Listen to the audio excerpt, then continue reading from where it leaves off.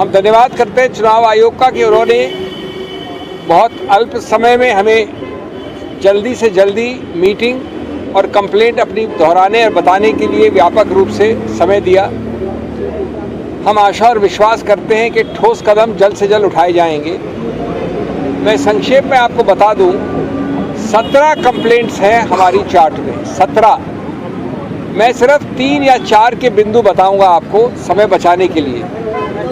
सभी बहुत गंभीर हैं और सभी हमारे मूल सिद्धांत जो इस स्वतंत्र भारत के हैं उनका उल्लंघन करते हैं, उन पर आघात लगाती हैं। इसलिए ये आवश्यक है कि जिसको हमने संवैधानिक रूप से एक पुलिसमैन बनाया है, संरक्षक बनाया है इस पर्टिकुलर क्षेत्र का, अधिकार क्षेत्र का, वो तुरंत ठोस, सही और स्पष्ट एक्शन ले, क्योंकि ये हमारे संविधान के सभी आत्मा के जितने भी प्रावधान हैं उनके बारे में है।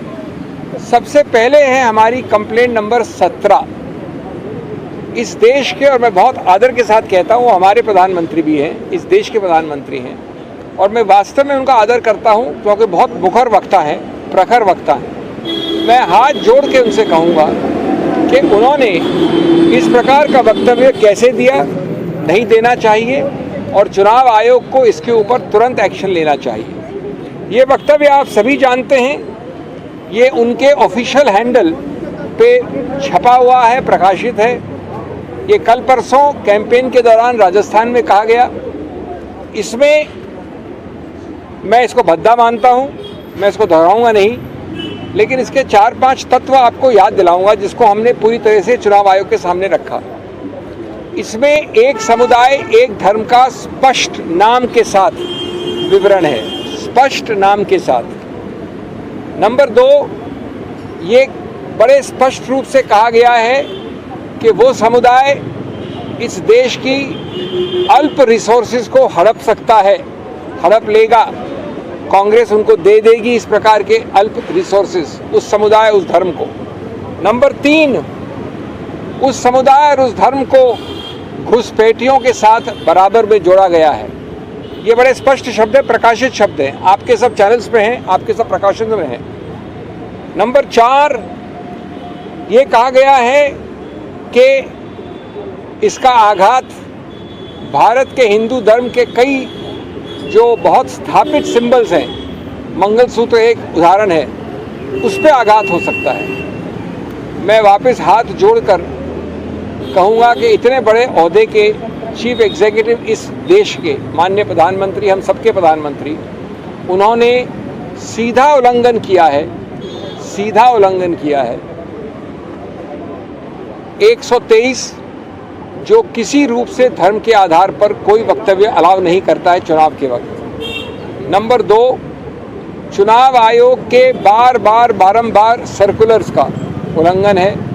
उसका आखिरी सर्कुलर 2024 का, वो भी ये कहता है कि किसी रूप से, परोक्ष हो या सीधा हो, आप धर्म के आधार पे ऐसा कोई आक्षेप या एक संकेतात्मक रूप से भी, या तो सीधा है, नहीं कर सकते। नंबर 3, उन्होंने भारतीय संविधान की अस्मिता पे आघात किया है। भारतीय संविधान एक गौरवशाली संविधान है जो बोम्माई केस के पहले से कहता है, पहले से, कि धर्मनिरपेक्षता, पंथ निरपेक्षता हमारे संविधान के मूल ढांचे का एक अभिन्न अंग है।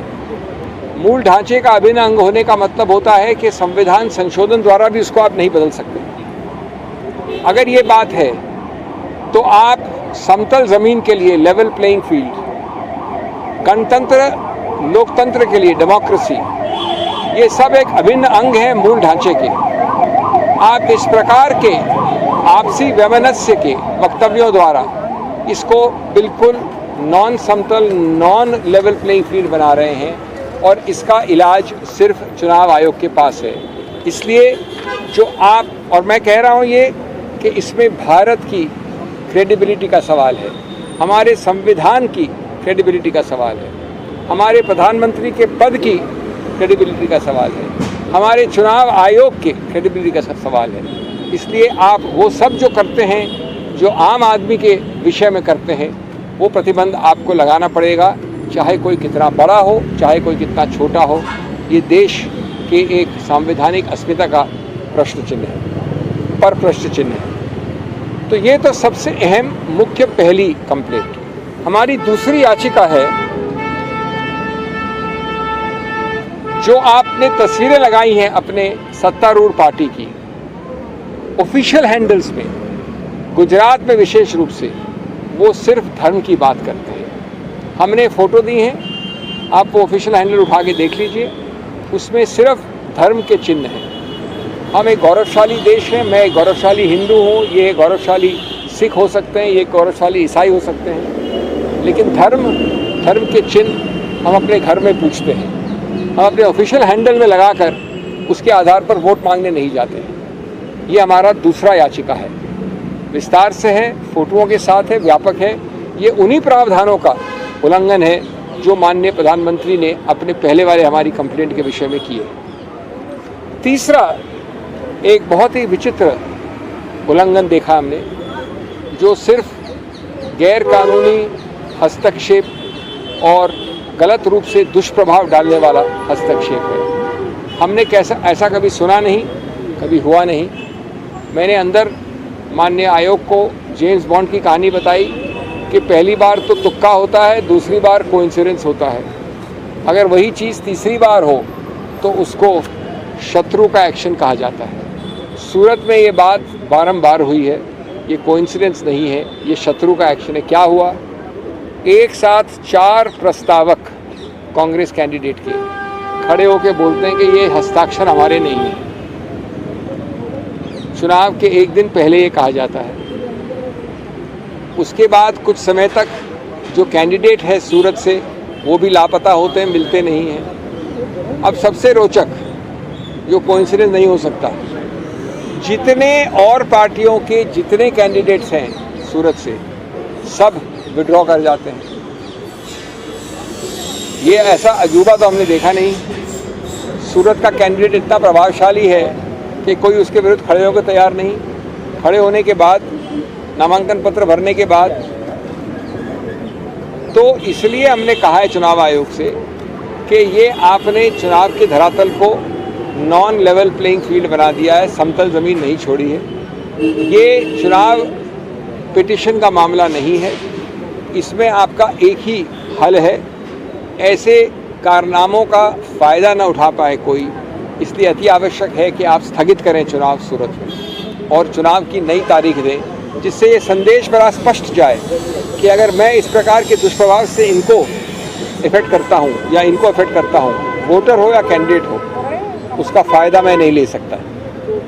इसलिए इस चुनाव को स्थगित करने की हमने मांग की। 5वां उदाहरण आता है, हमने कंप्लेंट की है न्यूज़ 18 के एक एंकर चैनल ऑपरेटर जो चलाते हैं प्रोग्राम्स, सूर्य तिलक से राज तिलक नाम से उनका एक प्रोग्राम है, उनको लिखित कंप्लेंट दी है अमीश देवगन के विषय में। आप लोग सब पत्रकार हैं, आप लोग सब यूट्यूब में जाना जानते हैं, आप उनका वो प्रोग्राम देख लीजिए। हमने लिंक दी है चुनाव आयोग को। वो इतना भद्दा है, वो इतना उत्तेजनापूर्ण है, वो इतना आपसी वैमनस्य फैलाता है, वो इतना धार्मिक है, वो इतना गैर कानूनी है, वो इतना धर्मनिरपेक्षता और पंथ निरपेक्षता के विरुद्ध है कि हमारा पूरा शर्म से माथा झुक जाए। हमने तुरंत प्रतिबंध के लिए कहा है। इसी महान व्यक्ति के विरुद्ध पहले कंप्लेंट्स हो चुकी हैं, निर्णय आ चुके हैं, लेकिन इस वक्त एक प्रयत्नशील काम हो रहा है कि चुनाव में जितना माइलेज निकाल सको गैर कानूनी काम से उतना निकाल लो, बाद में देखी जाएगी। कि बाद में देखी जाए पे तुरंत प्रतिबंध लगाने के लिए आवश्यक है कि इसको रोका जाए, और वो हमने हमारी चौथी कंप्लेंट में किया है। अंतिम बात जो मैंने कही, और मेरे मित्र अभी एक दो और आपको उदाहरण देंगे, जो अंतिम बात मैंने की वो थी कि माननीय राहुल गांधी जी कर्नाटक के उस क्षेत्र में कैंपेन करेंगे जब दूसरा कर्नाटक का क्षेत्र जो है वो साइलेंस पीरियड में होगा। यानी एक क्षेत्र में कर्नाटक में चुनाव हो गए, वो साइलेंस पीरियड में चला गया है, मौन व्रत के पीरियड में, और दूसरे पीरियड में जहाँ की अलग अलग चरणों के चुनाव हैं वहाँ पर कैंपेनिंग अनुमति है, अलाउड है। तो हमने स्पष्टीकरण मांगा है कि चुनाव आयोग राहुल गांधी जी को उन क्षेत्रों में चुनाव अभियान करने का पूरा अनुमति दें। ये सभी हमारे बाकी 15 या 14 कंप्लेंट्स के साथ विवरण किया है, लिखित दिया है, कंप्लेंट दी है, प्रावधान दिए हैं, फोटोग्राफ दिए हैं, याचिकाएं दी हैं। और उसके बाद अब हम समझते हैं कि ट्रायल पे न ये लोग हैं न हम हैं, ट्रायल पे चुनाव आयोग